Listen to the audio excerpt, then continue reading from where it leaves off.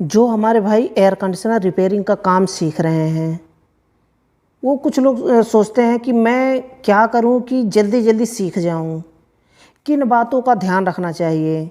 छोटा सा वीडियो होने वाला है, मैं कंप्लीट इन्फॉर्मेशन देने वाला हूं। मैं आपको एक एक पार्ट या फिर आपको एयर कंडीशनर के बारे में नहीं बताऊंगा, बल्कि एक ऐसा छोटा सा टिप्स देने वाला हूं जिससे आप आसानी से जल्द और अच्छी तरह से आप सीख सकते हैं काम। चाहे आप इंस्टीट्यूट में काम सीख रहे हों या फिर किसी वर्कशॉप में सीख रहे हों, किन बातों का आपको ध्यान रखना चाहिए। उससे पहले बताना चाहूँगा, चैनल को सब्सक्राइब नहीं किया तो चैनल को सब्सक्राइब कर लें, और अगर आप हमारी वीडियो को फेसबुक पर देख रहे हैं तो फेसबुक पेज को फॉलो कर लें, ताकि ऐसे ही यूजफुल वीडियो का नोटिफिकेशन आपको मिल पाए और वीडियो को देख पाएँ सबसे पहले। तो हम टॉपिक की बात करते हैं। तो आपको किन बातों का ध्यान रखना चाहिए।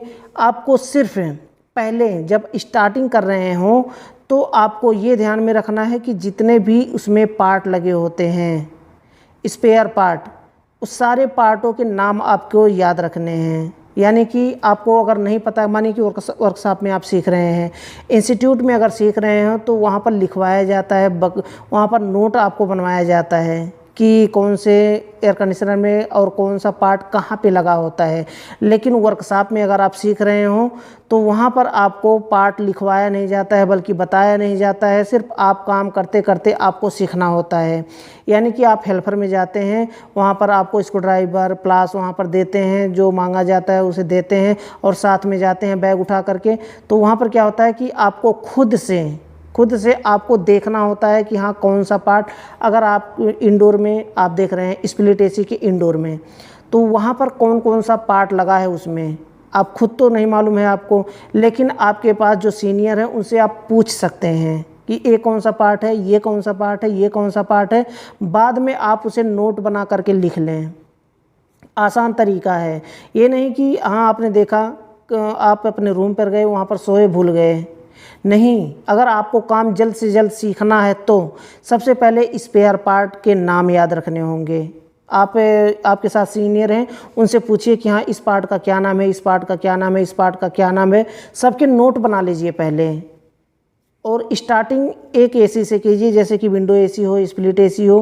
पहले एक एसी एयर कंडीशनर पर आप स्टडी करिए।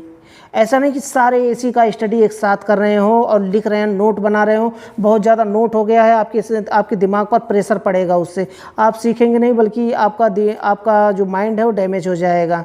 तो इसलिए आप एक एक करके नोट बना लीजिए। पहले एक एयर कंडीशनर के ऊपर स्टडी करिए।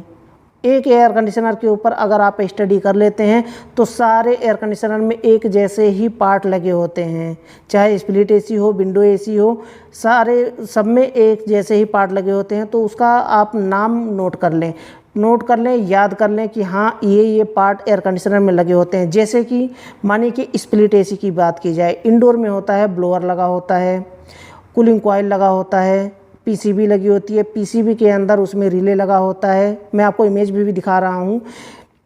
रिले लगा होता है और छोटा कैपेसिटर लगा होता है जो कि ब्लोअर मोटर को रन करवाने में मदद करता है। रिले लगा होता है जो कि आउटडोर कमांड लाइन देता है, कमांड सप्लाई निकालता है, जो कि कंप्रेसर को रन करवाने में मदद करता है और कंप्रेसर को कंट्रोल करता है। ये सारे पार्ट लगे होते हैं। और ऊपर का कैबिनेट लगा होता है, टॉप कवर, और उसके बाद ड्रायर फिल्टर, उसमें फिल्टर लगा होता है, सॉरी एयर फिल्टर लगा होता है। ये और ब्लोअर लगा होता है, आप देख सकते हैं ये होता है ब्लोअर। ये सारे पार्ट इंडोर में लगे होते हैं।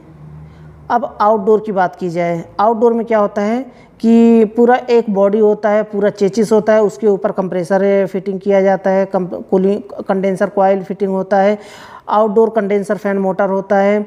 उसके बाद आउटडोर वो जो फैन का जो ब्लेड होता है वो होता है, फिंस होता है। उसके बाद कैपेसिटर लगा होता है।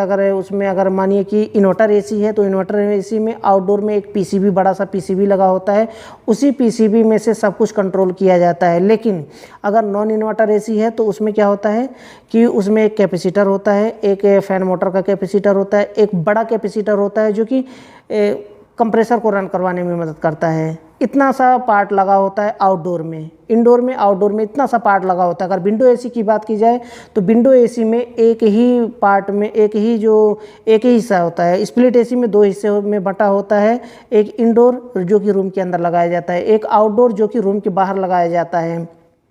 लेकिन विंडो एसी में एक ही यूनिट में सब कुछ फिट होता है, जैसे कूलिंग कॉइल, कंडेंसर कॉइल और ब्लोअर मोटर और कंडेंसर फैन मोटर, दोनों एक ही मोटर में दो तरफ एग्जॉस्ट लगे, दो तरफ उसमें शाफ्ट लगे होते हैं, जो कि एक तरफ एग्जॉस्ट लगता है जो कि गर्म हवा को बाहर फेंकता है, और एक तरफ ब्लोअर लगता है जो कि रूम के एयर को खींच करके फिर वापस ठंडा करके भेजता है।